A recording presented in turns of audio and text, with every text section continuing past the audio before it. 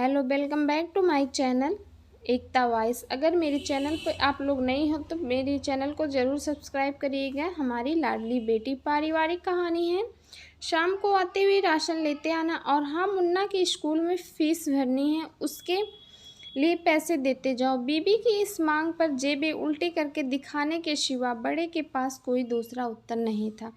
माथे पर चिंता के शिकनों के साथ सवेरे तो बड़ा भाई अपने काम पर निकल गया, लेकिन उस शाम उसने पूरे परिवार के सामने इस आर्थिक संकट को दूर करने के लिए एक प्रस्ताव रखा। क्यों ना हम उस प्लाट को बेच दें जिसे बापूजी ने लक्ष्मी को शादी में देने के लिए खरीदा था।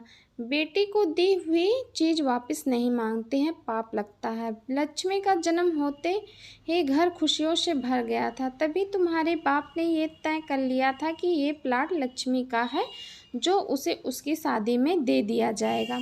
माँ ने अपना विरोध जताते हुए कहा, कौन सी बेटी? वो बेटी जो प्रेम विवाह कर घर की इज्जत को खाक में मिला गई और पिताजी की अंतिम यात्रा में भी शामिल ना हुई।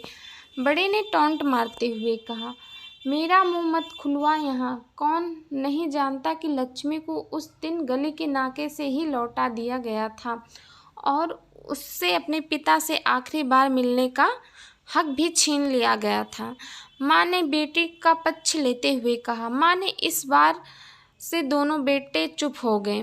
बड़ा बेटा कुछ और बोल पाया ना, छोटे बेटे के मुंह से कोई शब्द फूटा। थोड़ी देर की शांति के बाद छोटा भाई बोला, प्लाट प्लाट बेच तो देंगे, पर क्या लक्ष्मी कागजात पर दस्तखत करेगी?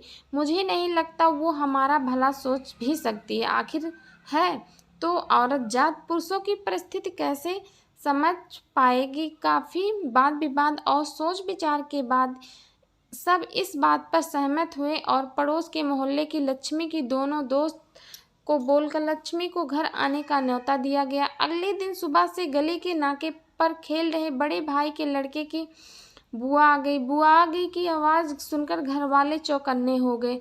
दोनों भाई मन में द्वेष और नफरत के साथ उसको कैसे घर में आने के लिए कहें, इसी दुविधा में थे। वो कहते थे ना, ज़रूरत के वक्त गधे को भी बाप बनाना पड़ता है। उसी कहावत के हिसाब से दोनों भाई बहन से बात करने के लिए तैयार हुए। दरवाजे पर जब बेटी और दामाद ने पूरे 7 साल बाद कदम रखा तो माँ की आंखें भर आई और दोनों को बड़े प्यार से घर के अंदर लेकर आई। बेटी और दामाद भी माँ का इतना स्नेह देखकर भाव विभोर हो गए। शाम को साथ में बैठे बेटी दोनों बेटों और दामाद के आगे हिचकिचाते हुए माँ ने ही प्लाट का मुद्दा उठाया। लक्ष्मी को थोड़ा अंदेशा था कि कोई बड़ी बात होगी। लक्ष्मी उसी दिन से ये सोच रही थी कि ऐसी क्या बात हो सकती है जो खड़ूस भाई उसे बाप का मुंह दिखाने के खिलाफ थे, वो अचानक इतने कैसे पिघल गए।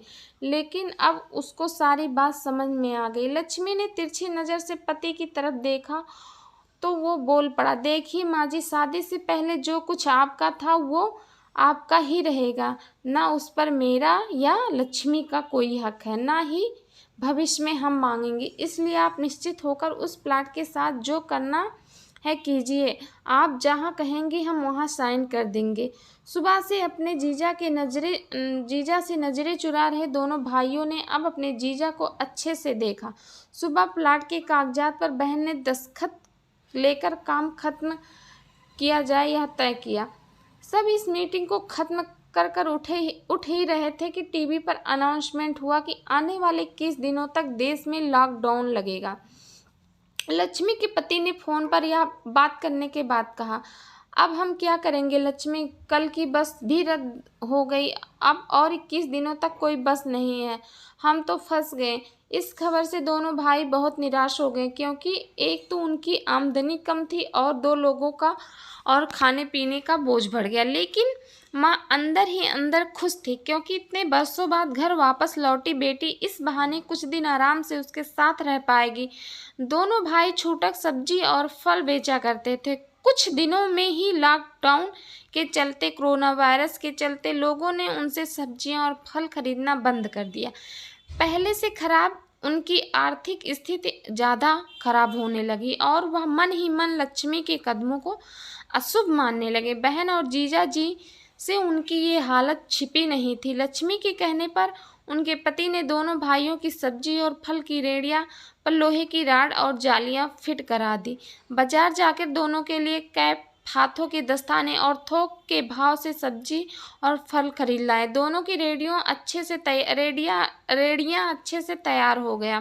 फल और सब्जी ढककर दोनों भाई को टोपी और दस्ताने देकर जीजा ने उनसे कहा, एक बार इस तरह से धंधा करके देखो, शायद आपका मुनाफा बढ़ जाए। थोड़ी आनाकानी करने के बाद दोनों भाइयों ने जीजा जी के समझाए अनुसार धंधा शुरू कर दिया। 2-3 दिन बाद कोरोना से घबराए लोग अब ढकी हुई फल और सब्जियां, दस्ताने और सेफ्टी का ध्यान रखते हुए बेचने वालों से फल और सब्जियां खरीदने लगे। इस तरह समझदार दामाद की वजह से धीरे धीरे दोनों भाइयों का धंधा अच्छा चलने लगा और उनके घर का गल्ला तो पहले खाली हो रहा था, अब धीरे धीरे भरने लगा।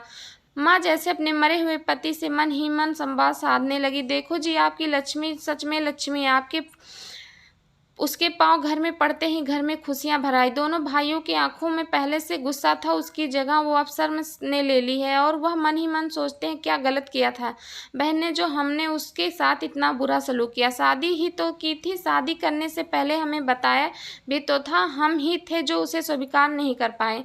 दोनों भाइयों मन में द्वेष और नफरत धीरे धीरे खत्म हो रहे थे। 21 दिन बाद जब दीदी और जीजा जी प्लाट के कागजात पर साइन करने जाने लगे, तब दोनों भाइयों ने उन्हें रोक लिया और उनकी माफ़ी मांगते हुए पेपर्स उन्हें देते हुए बोला, शादी के वक्त हमने आपको कोई तोहफा तो दूर बात नहीं की थी, आपका हक भी नहीं दिया था, लेकिन अब इस प्लाट को स्वीकार कर हमें प्रायश्चित करने का एक मौका दीजिए। सभी की आंखों में खुशी के आंसू आ गए और माँ ऊपर देखकर बोली, देखा आपकी लड़की आज फिर से हमारा घर खुशियों से भर दिया। तो कहानी यहीं पर ख़त्म होती है। अगर आपको कहानी पसंद आई होगी तो वीडियो को लाइक एंड चैनल को सब्सक्राइब जरूर करिएगा, ताकि कोई नया वीडियो आए तो उसका नोटिफिकेशन आप लोगों को मिल सके। तो मिलते हैं अगले नेक्स्ट वीडियो में, तब तक के लिए बाय।